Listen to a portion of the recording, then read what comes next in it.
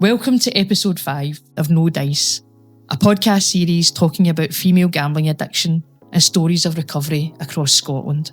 I'm your host of the series, Kat Cochrane, and having been in compulsive gambling recovery for 4 years, I'll be sharing my own journey towards the goal of a gamble-free life.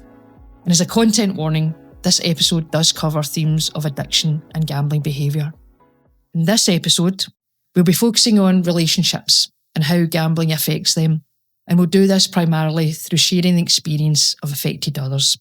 Often when talking about gambling harms and recovery, the focus is put on the person with the compulsive gambling behaviour and their experience alone, with little attention paid to family members and friends who are often affected deeply and in some cases traumatically by gambling harm. Joining me as a guest on the episode is LINDSEY McLATCHIE, who will be sharing her journey from childhood to adulthood as she navigates her experience of being affected by the compulsive gambling of her father as she was growing up. Welcome, LINDSEY. Now, the first thing I want to share is how I was in the same room as you the night you shared your story about being affected as a child by your dad's gambling behaviour. And it was one of the most powerful moments I've ever heard of anybody reflecting their journey in this way. Can you share a little bit about your experiences from when you were young? Yes, I can. And I'll also just reference the night that I did share all that was the first time that I'd ever shared that with any group ever. Mm-hmm. So to get to the age that I'm at in my 40s, having never shone a light on some behaviours that have changed me as a person was really quite a profound experience. And to find the acceptance within a room of very different women and the openness that then presented other women to then share their experiences and their journey. It was a moment I would say has changed the direction of my life. And now, if you'd said to me a year ago that I'll be on a podcast sharing this journey with my full name, I would not have believed you. I think I've found a lot of peace from being able to share my experiences. I certainly hope that I'm helping some people come to terms with maybe what they've experienced. And if I can illuminate some additional thought processes in people that are experiencing gambling harm, I hope I've done a good job then. For me, the night of sharing the experiences, it was a quick 1 hour session in writing up a Rivers of Life journey that brought you to this moment. And you could select any time frame you wanted. I focused on my first 17 years of life because I think there was a lot to talk about within that. Some people only chose a year or two, and that was absolutely fine too. But what came from that was the moment of emotional connection that you could share with a room full of really supportive women. And it was kind of a crash course into this was the 17 years, and it took a rather humorous turn that I didn't expect. Going from such a sensitive topic into laughter over some of the things that you'd experienced was really quite cathartic and healing. Ultimately, I didn't know at the time it was going to be that, but it has been. And now I'm quite open about some of the things that I can talk about, and it doesn't overwhelm me emotionally. I'm quite comfortable being able to talk to it. And again, I think that then is often more opportunities to create conversations with women who maybe have a slightly different view than I have or slightly different experience from what I have. So I'm really happy to be here to actually talk about some of those things. In those early years up into the age of 17, I didn't know my childhood was different to other people's childhood because it wasn't something that was talked about within my family. There was just behaviours that happened and things that happened and repeating patterns that happened. And I just thought that was life and it was normal. And because we didn't talk about it with anyone and we were very isolated, myself and my mother, the opportunities never arose even to speak about it with family members. It was just something that was quite hidden. I think now looking back, there was a lot of shame attached to it, but I didn't recognise it as that. I certainly would never have been able to name it as that. But some of the pivotal moments that I was sharing for the first time was around examples of activities that my dad had done that had put me in jeopardy, that had really shaped huge moments in my childhood that when I reflect and when I talk about it, people are absolutely shocked. Their jaw hits the ground over, I cannot believe that happened to you. And looking back, and when you tell someone now about this, I'm now more prepared for their reaction because I think they don't know what to say or do because it's so shocking to them. And I'm being quite blasé and light-hearted about it. One of the moments that I spoke about with the women that I'd never shared before was having the house raided by the police. my father's gambling had taken such a turn that he started holding stolen goods for people in the local community. And the police raided the house trying to locate the stolen goods, and having your home tore apart and officers going through every aspect of your bedroom as you're there in a dressing gown late at night. It was just a level of something that I never thought I would experience. And then really hit home about just how serious this is impacting you now. And having to go into school the next morning and just say, oh, nothing happened. What did you do last night? Oh, I was at a concert with one of my friends. And then as soon as I got home, the police burst through the door. So that's a huge moment that will always stay with me. And I can talk about it now quite freely. And I can talk about my dad's behaviour at that. At the time, I realised, you're behaving really weird. The police are going round in every single door and pulling everything out and interrogating everyone in the house. And you're just going around being so belligerent and obstructive and smirking at them like you're never going to find anything here. I knew in that moment, clearly you're doing this and why you're doing it. But you've obviously taken them out that afternoon and there's nothing left in the house. Instead of being absolutely horrified that you've put your family through this. So that for me was a huge moment. There's loads of other moments as well, but for me, that was when I knew something is really, really wrong and other people don't have that kind of life and don't have that kind of experience. And to be able to share that now and talk about it, to say, well, that was just part of my childhood. I'm okay with that. Yep. And it's not my shame. And I keep saying that, and I've realised that. And that's an incredibly powerful saying to be able to repeat to yourself. Yeah, so that's just a wee snippet of what some of the women heard that night. I'll remember it forever and a day. I really will, because I think for me, when I joined that course, and we always had an amazing experience, I assumed that it would all be women who had lived experience alone of gambling, and we would all be there as part of our recovery. I hadn't considered the fact that there'd be affected others, whether it's through parents or through partners or through kids or whatever, and that all came together as a perfect storm. So it really held up a mirror to me as to some of the behaviours that I'd done when I was gambling, and how I'd not considered my partner or my mum or my best pal as an affected other, because I was so selfish and so just taken up with my own need to gamble, and that devil may care and none of yous matter in it. So I do remember hearing from yourself that night, and then in other nights, and also from the other girls, and then thinking, hold on a minute, this is like another step of my recovery, because I need to hear these stories. I need to have that mirror put up to me to make me not only just self-heal myself, but go away and think about how I can repair some of the damage that I've done that I've not even broached yet. So it was such a massive thing. And I remember holding up the paper with you, and it was like, and I think I was shaking, but you were like, okay, right, this is what it is. This is my moment to reveal this. I could feel in my heart and in my soul how big a moment it was, and not having known you for that long, but I could tell that it was just such a huge moment. So thank you so much for sharing that. I was wanting to ask you, was there a point in your childhood or in your youth where, I know you're saying about the raid by the police, but was there an emotional realisation that your dad's gambling was affecting you and your mum? And then it went from being like normalised behaviour to being, oh, this is chaos and this is going to affect us and this is affecting us. I think being embroiled in the process of the highs and lows, we lived those highs and lows with my dad.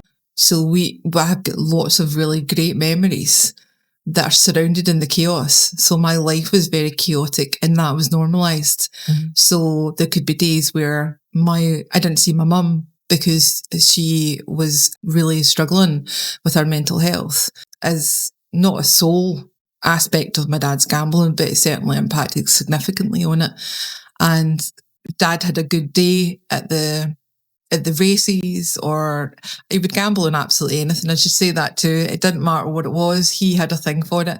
So if one season opened, say the horse racing opened, it wouldn't matter because he'd still been gambling with everything else that you could possibly think of. And there was good days he would come in, and I remember one session very vividly that it was after school and he'd come in with a huge wad of money, and he'd put it in my little red plastic stool that he'd flipped upside down, and it was just all these £10 notes, and he just threw it up in the air, and we were all dancing around in the living room like, this is so exciting. And he's like, oh, we're going to buy a video recorder. I'm showing my age now. We're going to get a video recorder and so we can go and rent movies all the time. And it was like, oh, this is amazing. How great is this? We're so lucky. And my mum was right there because, again, the worries of her being able to feed me, clothe me, hide the shame that she felt about not being able to do basic things for her daughter would be alleviated for a short period of time. But then, ultimately you find out, well, actually he won a lot more than that. And this is what he chose to share because the rest of it went on other horses or other greyhounds or whatever he chose to spend his money on then too. And there was moments peppered within that as I got older that he himself knew that there was a real gambling issue. But it was an interesting dynamic within the family at times when he thought, I'm going to do something about this. So he would go and join Gamblers Anonymous. But all it did was connect him to other gamblers who then went out and gambled together. So it was just a networking opportunity. And then the 5th, the 6th, the 12th, the 30th time of him going along, we accepted that there isn't a recovery here in this, and we stopped believing that there might be a recovery from this. Mm-hmm. So it was quite up and down, and we lived within the chaos. And I certainly learned a lot of behaviours, and I still live with a lot of sensitivities around this that appears in places that you don't expect it to appear with. So I'm still incredibly guarded. I channel micro expressions. I'm very acute of dynamics changing minutely in a room. I'm just hyper vigilant all the time from that because of the chaos that I grew up with and what I was used to and how normalised that was. So when things are calm and quiet, I've had to relearn that this is how life should be lived. That's really fascinating. I can relate to this in a bit because when I was growing up, my dad had problems with alcohol to the point where I look back and he was a full-blown alcoholic and actually took his life in the end. And I'm really sensitive around if somebody says to me, you're drinking too much. Yeah. And even though I might not be drinking too much, but it might be just like one snippet, or it's a night out or something, and it's like, I think you've had enough. I get so sensitive to that because even though I don't necessarily have a drinking problem, it's this idea of being related to my dad in some way.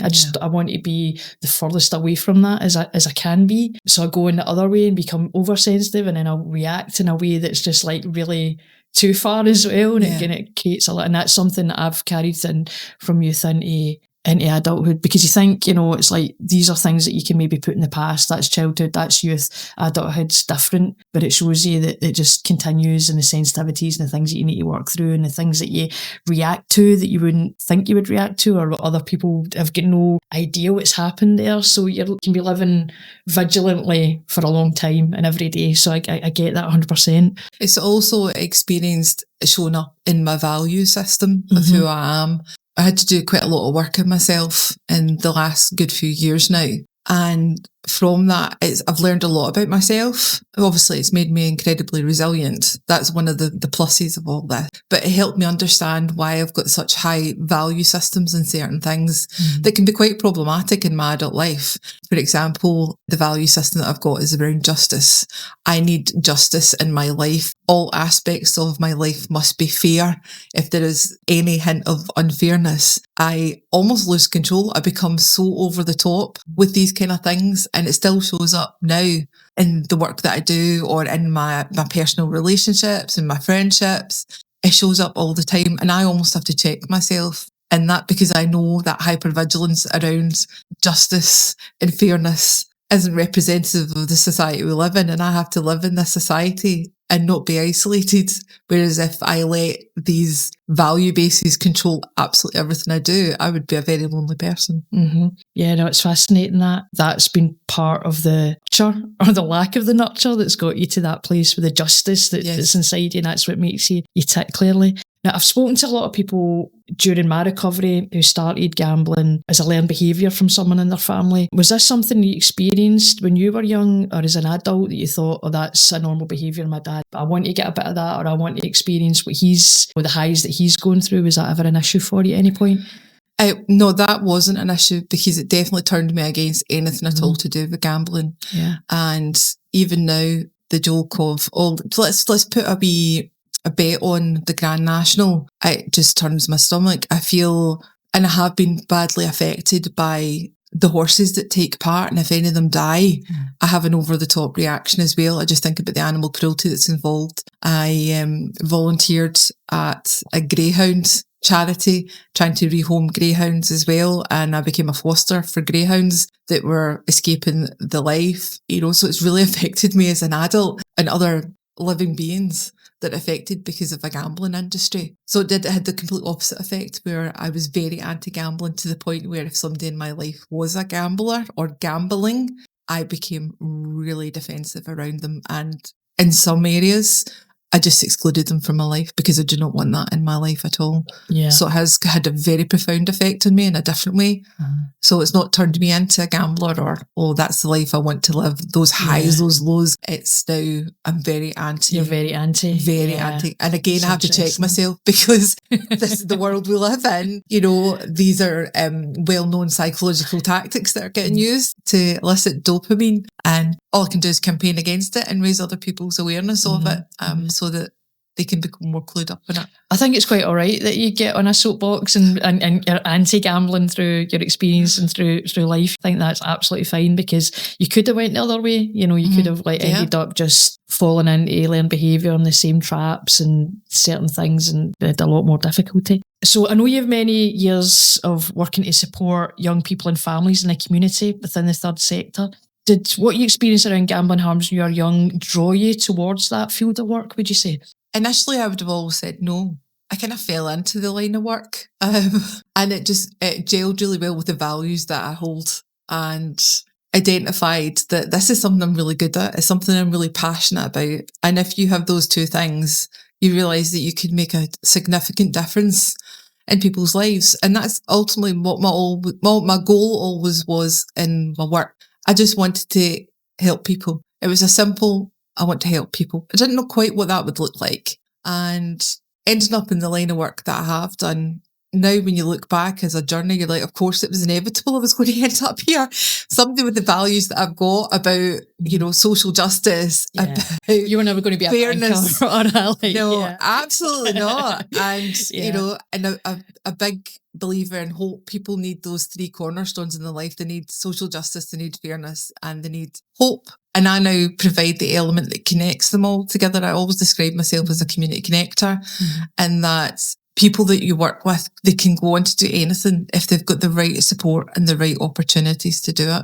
But you need to farm people's capacities on that. And so many of the people that I work with that are affected by gambling harm, as well as other more traditional well-known harms, alcohol and substance issues, people struggling with mental health issues, that's much more well documented around the struggles and what supports we should be putting in place as a society. But when it comes to gambling harms, it's just a void. There's very little out there. And that's certainly something that I discovered when I was researching for the article that I was writing. I had quite a few people suggesting that I should do this as a study. I should go and do my PhD. And for the record, no, I'm not interested in going back and doing some studying. But I just thought there's an interest, and there's a lot of people wanting to know some answers to the areas that I'm asking questions in, because they've not been asked before.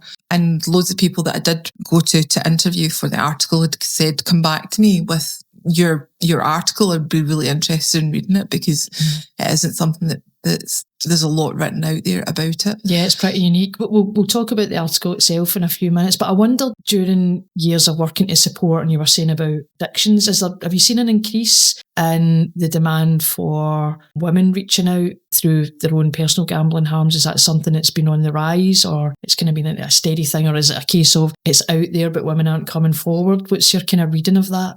In the area that I work in, it's very hidden. So there isn't a lot said about it. And it's certainly, we don't get women coming up to us to say, listen, this is a situation I'm finding myself in. Where can you get supports from? The work that I'm in, we are regularly the signposters. We are regularly the gateway to accessing other supports and opportunities. And I can say, in the many years that I've been doing this has never been the first instance of somebody coming along saying, this is what I want help with. Once you start building the relationship with the individuals you're working with, and you start to do the whole family wellbeing approaches, which is what the area that I work within uses, people then start to build trust in you. And then you just get a peek behind the curtain and you start to see what other issues are going on in that family. So they might approach you because they're having issues with their heating bills. They can't afford it. Or it might be that it's a family that are looking for English language lessons or adult literacy and numeracy. Somebody's wanting to brush up on their skills. But once you start to build that relationship, then all these other things start coming out. And it's about where do we then signpost women to? Where can we actively look at supporting women around this? And it's something that I've become incredibly passionate about. I've always been involved in women's wellbeing activities, but again, it's been very traditional. And now with the experience I've had of being involved in the gambling harms and looking at the huge need that's out there, I'm now really keen to explore that in my world of work and how we can make it easier for women to come forward and get access to support. So it's still very much a work in progress in my head, but it's something that I'm passionate about. And I always say this to anyone who's in this kind of field of work. If you can become that one trusted adult or that one trusted person in that person's life, you can unlock so many new pathways for that individual to turn their life around and move them into living whatever their version of the good life is. And it's possible for MD, but they need to have the right support and the right opportunity at the right time. Yeah. So, I mean, it's life-changing stuff if you're the person that's in that room at that time with that empathy and willing to help and listen and everything. I think there's more power to your elbow, because I know when I first started recovery and I was going into GA rooms, because that was the only choice I felt at the time. It's a bit more improved now and some more services are available for women, but the amount of weeks on weeks I would go to GA meetings and there would be a new woman come through the door, and you could tell by her body language, the stress in her face, that she had to be there. But it was so traumatic for her to be in a room full of men, or in a room just full of not just men, but full of strangers. And then she wouldn't come back the next week. And I would always be praying that she would come back the next week or the next meeting, because then something could start to open up through time. But I must have been about, I remember kind of counting them in my head over time.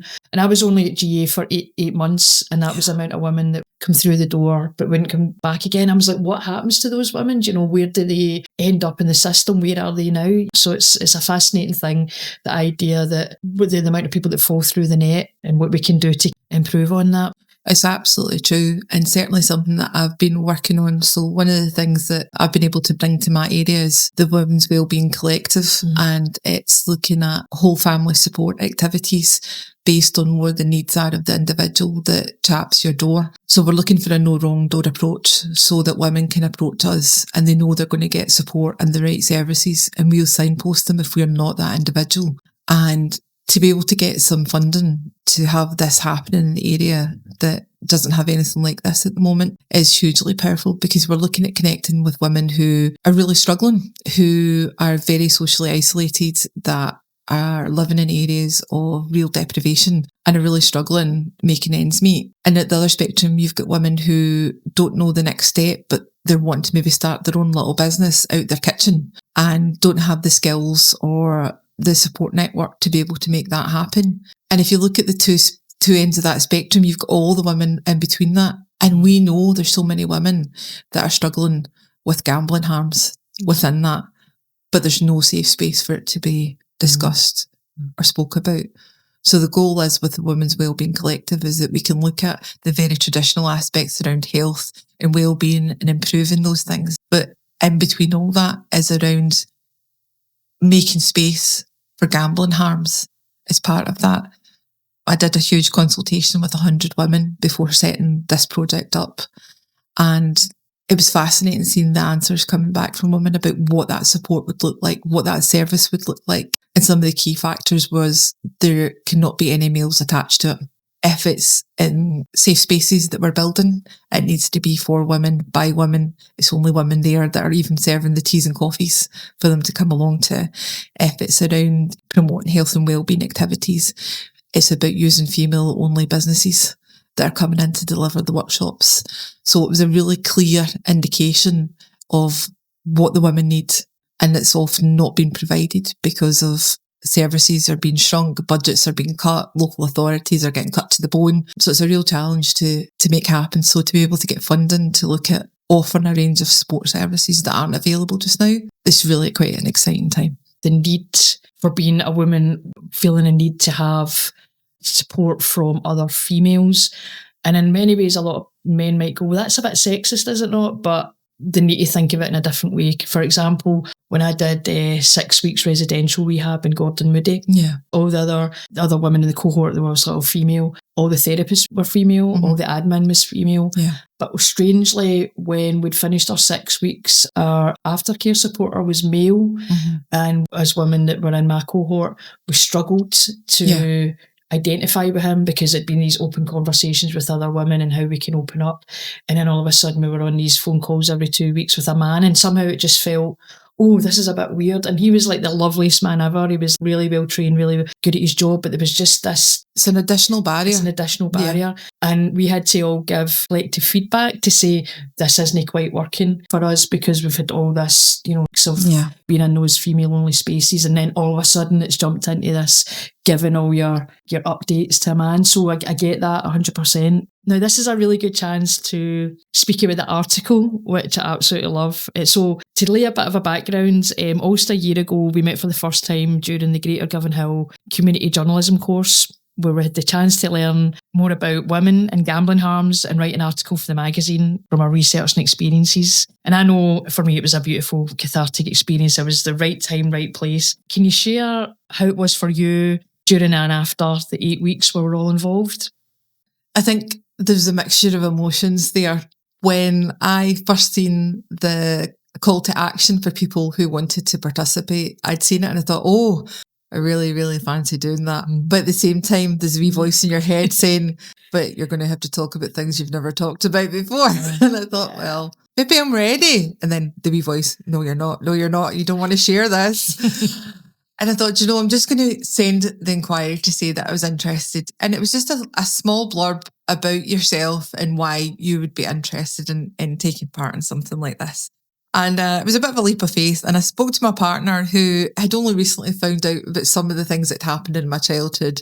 And he's the loveliest, supportive man, but anytime I talk about my family, he's like, oh, here we go, here's another story that I've not heard before, because he's prepared now for like something, the worst childhood ever, and he keeps it as a joke. And I love that because it's so lighthearted. And that's what I need. I don't need him to be, oh, that's shocking, oh, I can't believe that, because I've moved past that now, which is an incredibly empowering statement to be able to say. And now it's the lighthearted moments of, it will be one of those stories, but at the same time, there's some good stuff that's come out of it. So I wrote my wee blurb, and then a couple of weeks later, they came back to say, oh, we'd be really interested in inviting you along. It sounds like you've got something quite unique to share. And again, similar to you, Kat, I was under the illusion, because of my own lived experience, it would just be full of people who had been with someone close to them that had a gambling behaviour issue. It never occurred to me that it would be some women who would be there that were really caught up in gambling harms themselves. So the first night, which was just an intro, a meet and greet activity, and we were going around the room just to say a little bit about ourselves because they took it at such a great pace. And I remember coming away with that thinking, I'm like, should I be here? I don't know if I'm supposed to be. Am I in the right client group? And I was reassured that yes, I was. And there was room for everyone. And there was such a mixture of stories in there that it was just a wonderful experience. So we then moved on to the actual 8-week course, and we met twice a week. The first session was looking at our journalism skills, which the fabulous Eve Livingston supported us through and really opened our eyes up into how we could tell a story to get the maximum amount of impact. And it was really enjoyable. Obviously, the work that I'm in, I'm a lifelong learner. I'm a huge advocate for it doesn't matter how old you are, you can still learn new skills. And I always try and do something every year. I have this in my own personal system, is that try something new every year. Do a workshop, do a class, do whatever it might be. So every year around August time, I start looking for something to do. So The Monday nights were great. It was new. I was used to writing. I write a lot for my job, but this was a different way of looking at things. And for me, I wanted to look at how I could use the journalism skills to amplify the voices of the people that I work with. So the communities that I work with are often the most marginalised. They are the most removed from any kind of power. They're often incredibly vulnerable individuals and families that are not used to having their stories listened to, let alone being told in a really articulate way that can affect others. And a huge part of my role is about affecting change and amplifying those voices. So I thought, well, I can certainly use this to work with our learners to amplify their stories. I never realised that I would be able to produce an article that tied together the voice of really marginalised individuals with a real passion of mine, which is about youth rights. And obviously we just had the legislation changed in July last year about the UNCRC being enshrined in legislation. And I thought this gave me a real opportunity to unite the two. The following session that happened every week was very, very different. It was looking at how you can identify power and how you can manipulate power structures to amplify voices of those that are really marginalised to take action. And we had 8 wonderful sessions looking at how we can do this and breaking it down into what participatory action research can do for elevating a cause that you're really passionate about. So by some luck, the two of us just paired up through the conversations we were having. We just felt that connection of we're on the same wavelength about how we want to go about this. Yeah.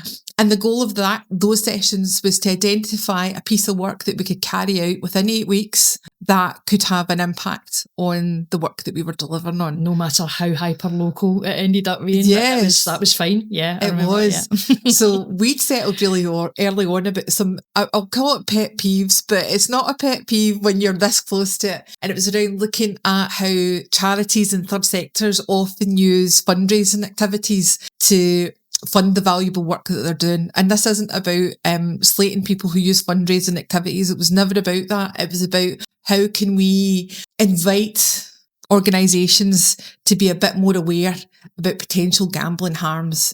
So we went hyper-local. We just put a dot on the map of Govan Hill and then went for a mile radius around it. Yeah, it's a good starting point. It was, it really was, because we thought this is the local community that will care about this, because Greater Govan Hill is rooted in Govan Hill. And we already knew about lots of local organisations that do fantastic work that might be quite receptive to hearing our thoughts on how they could maybe frame some of their fundraising activities. So we set out an email campaign. And we emailed lots of third sectors, lots of charities, lots of social enterprises to say who we were, what we were about, what we were researching, and also just to give them a little thought that they could add in to any fundraising activities. So we decided to focus on the bingo sessions, the tombolas, and the raffles, because again, they make a lot of money for great causes.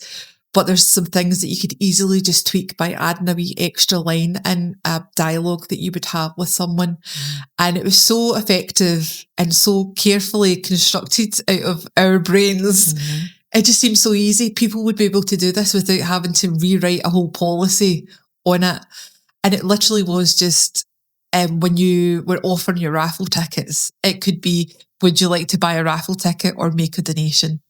And it's not pressuring anybody into buying a raffle ticket, because there might be valid reasons as to why they don't want to buy that raffle ticket.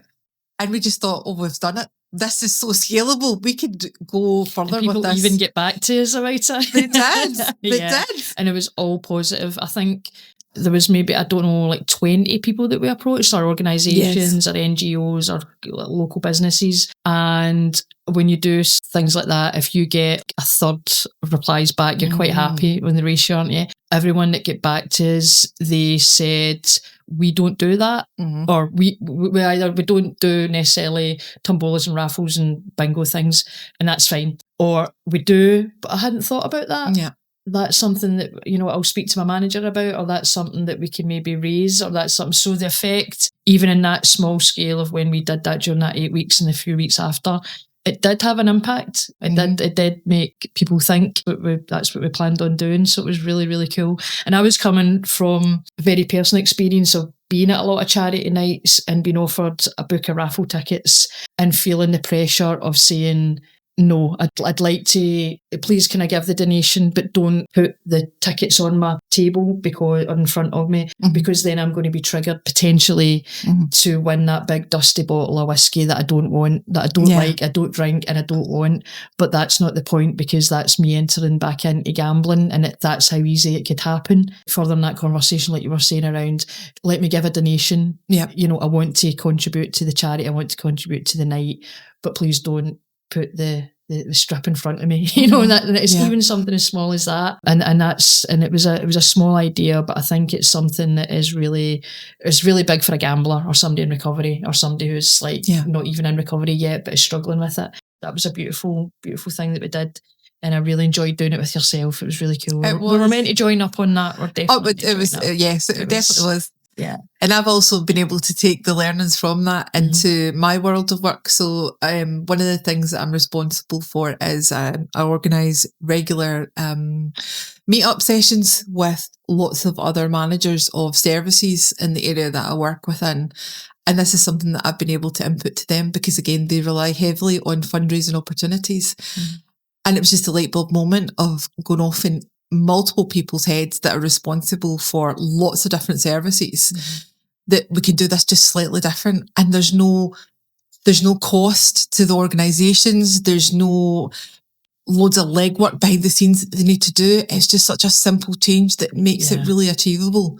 Yeah. And I certainly had a lot of conversations with really people high up around just these small tweaks and the difference it can make. Yep, small tweaks can make big impacts, can't they? Definitely. Yeah. And the article that you wrote for the magazine, and it was the issue itself was called Hidden Lives, and it was published this year. So it focused on something you're very passionate about, and you mentioned just briefly earlier, the UN's Convention of Rights of the Child. And this piece is a brilliant call to action. Can you tell us a little bit more about that itself, the article itself and the content of it? Yeah. So again, it's to do with the legislation just been passed in July last year, is the UNCRC bill, and it sets certain inalienable rights for children and young people who live in Scotland. No one can take these rights away, and they are granted to everyone. It also places additional responsibility on parents and caregivers that they need to educate the child or young person in their life that they have these rights. And it covers lots of basic things, like you have the right to be protected from harm, you have the right to be protected from bullying or exploitation, you have the right to your own religion. But it also goes into a lot more details of things that are social structures. So the young person has the right to make their own friendship group as long as it's not harming them. They've got the right to pursue their own talents and their interests. And it's really a wide-reaching document that has real impact in changing the lives of children and young people in Scotland. And it's really forward-thinking. So the UNCRC has been around for years, but Scotland was the first nation to enshrine them in legislation. And it really gives a lot more power to the children and young people. Again, groups that are really marginalised, that you don't hear a lot from. And a huge part of the work that I deliver on is about making sure that children and young people are involved in making decisions that affect their lives. And this includes young people that are maybe care experienced, and instead of having things done to them or happen to them, they're all part of the process in it. So it's about making sure that children and young people, our partnerships, exist within things that really impact on their lives, so that if you have young people that are within the care system, that they have the same opportunities that other young people that don't have that background have. So there's a lot of research done in the last few years to show that if you are care experienced, you are hugely disadvantaged about your opportunities post-school, your opportunities in life. And we knew that some work had to be done about this. So it was brilliant that the Scottish Government decided that this is going to be a vehicle that's going to help amplify the rights of the child and what all local authorities, third sectors, anyone who has any kind of responsibility for people in their geographical communities and their online communities, this is a call to action. This is what the minimum standard is to expect for these young people.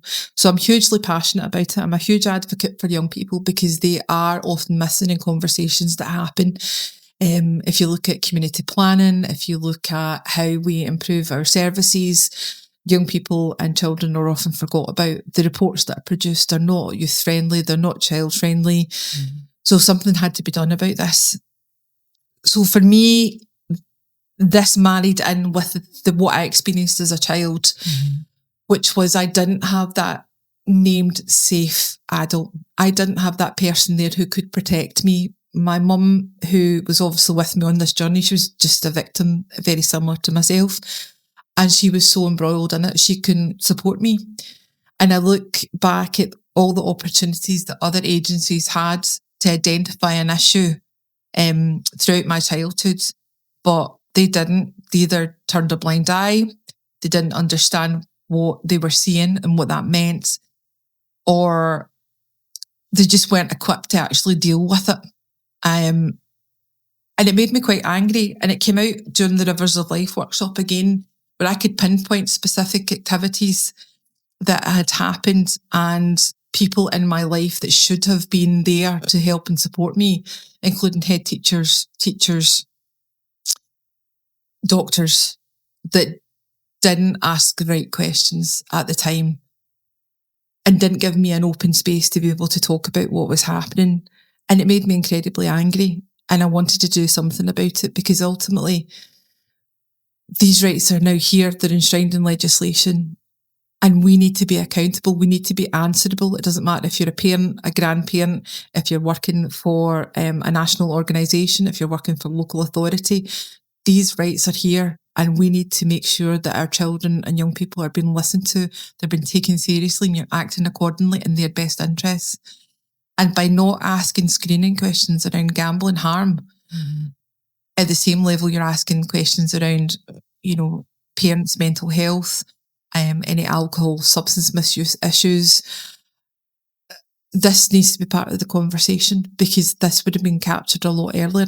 And it's too late for me. I've experienced it, but I now look at the children and the young people that are there now. And gambling is so insidious. It's in every aspect of our lives. You cannot escape it.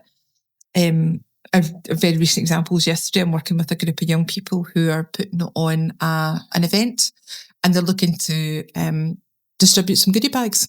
So they were on a couple of very well-known fast fashion and fast delivery places online that maybe rhyme with Heim and Emu. And they were getting pressured into buying things because you could get a discount if you ordered within the next 20 minutes. So this is popping and flashing up on their screens. Yeah. And again, it's the same dopamine hit. You need to respond. It's tapping into the same psychology of gambling. You're going to miss out on this opportunity. Oh my goodness, you need to take this right now. Mm-hmm. And it's just so alarming and it shouldn't be happening. And again, we have to protect our children and young people from these things. And it happens today. One of my latest areas for exploring is around primary school kids and how they're getting their homework allocated.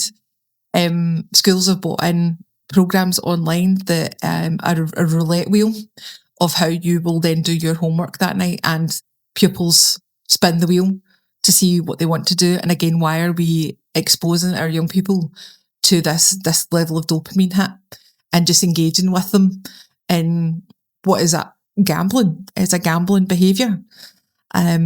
So all of these things coming together, I made the decision that I wanted to look at this and through the lens of adverse childhood experiences, because obviously I have done the test myself. I think a lot of people have because it hit the news headlines a few years ago. And if you have more than 4 adverse childhood experiences, it can really impact your life's chances. And some of the research is coming out saying that it can take years off your life. We're talking 10 years off your life. And again, why do more people not know about this? So when I did the test, I actually had 8 childhood experiences, which is very high because they only measure on 10. But one of the things they miss from that, yet again, is gambling harms. So they'll talk about people in your close family that have maybe been sent to prison. They will talk about divorce. They will talk about if your care experienced, if there's mental health issues, drug and alcohol, substance issues. But again, nothing on gambling harms. So all of those aspects helped me choose that I need to do something around this using my lived experience, but also the legislation that's around and the harm we know that this causes, to produce an article, which is we need to do more. We need to know better. We're actually failing our children and young people as a society by enabling these things to continue. Later on in the podcast series, we're going to have a specific episode that's based on warning the youth. And I think that's going to be pretty powerful because we all feel passionate about keeping our own generation away from gambling and the preventiveness around that. But we've got to do it for the kids. We've got to do it for the kids. When you think about the loot boxes and you think about, like you say, the spinning wheels, when you think about how all that is so baseline, at such a young age, and I'm really looking forward to that particular episode, touching on that and really bringing that awareness around. Now, in the article itself, or within the pages, there's a side piece titled "Childhood Memory" within the Greater Govanhill magazine issue. Would you feel comfortable about reading that out for us? Yes, So it's entitled "Childhood Memories." I'm 7 years old and really excited to finally spend some time with my dad. I haven't seen much of him lately, so it's a real treat for him to surprise me with a mystery trip just for us. I don't know where we're heading to as I get into the car, and it doesn't matter. He's made time for me.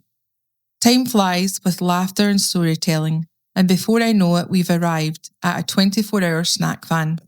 It's his treat, and we're both getting a hot dog, and I get to order for us. I notice it's still quite wet out from the earlier rain as my bare feet splash onto the ground. I mind to lift my long My Little Pony nightdress up to stop the hem getting wet, as it's all I have on, as I head to the counter. I can't see over the counter, but I place the order and I'm asked what I'm doing out so late. I can see the wall clock has gone 2 a.m. Before I can answer, my dad has joined us to pay and tells me to go and play in the car park. It's one of my dad's favourite places, the snack bar next to the Shawfield Greyhound Stadium. He comes over with our food and shares his stories about his favourite greyhounds. I have favourites too, but it's based on their name, not how much money my dad makes off them. Dad picked tonight for the mystery tip to share his good news that he made lots of money with his bets earlier that day. He couldn't sleep with excitement and wanted to celebrate with a hot dog at the winning venue to relive the winning feelings. It doesn't matter that it's a school night.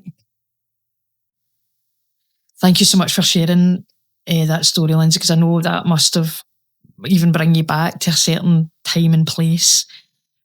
And it's a powerful anecdote because I remember when I read it for the first time, I was there. I was at Shawfield. I'm assuming it's Shawfield. I think you mentioned. Yes. And it's like anybody who's from Glasgow and has ever been in that area or been to the dogs or been around that place, it's like, it's so vivid and it's so powerful. So thank you so much for sharing that. So, I mean, it's been quite a journey you've been on, Lindsay. Can you share one bit of advice for other people who've lived through gambling harms and trauma as a child and are coming to terms with them in adulthood? What's the kind of one piece of information or one bit of advice that you would offer there? For me, it's the realisation that what you feel just now is completely valid, but separate your feelings from what is the shame associated with it. So I say this a lot now, and it's not my shame. So I'm responsible for my own feelings. I'm responsible for my own reactions. But if you can, do the work to be able to separate that from what has happened to you as a child and a young person. Use it, build your resilience around it, but know that you can leave it in the past. You can leave it and move on, and you can build a really rewarding, peaceful life for yourself. It's not easy. It takes time and it takes work. And one of the things that worked for me is about being able to open up to people about this, where I was never able to talk about it before. It was shut in a box in my head and was never opened. And by letting some chosen few people in to what I've experienced, it's been an extremely cathartic process. And ultimately it's freed me from the shame that was attached. And now I can move forward. And it's changing my life in ways I never thought it would change. And it's a really wonderful thing. So above all, have hope that it can change. It will change if you put the work in. Hear, hear. Thank you so much. It's been brilliant to hear your story and insights and learn more about the work you do. There's so many things that you're doing that I didn't realise, and it's just brilliant to hear that all. So thank you so much for being the guest and being part of the No Dice podcast. It's been a pleasure chatting with you. On the next episode, we'll be talking about keeping safe in the day-to-day when entering early days of gambling recovery and bouncing back from relapses. So thank you so much for listening, and catch you next time on No Dice, a 12-episode series discussing female gambling addiction and women's recovery journeys across Scotland.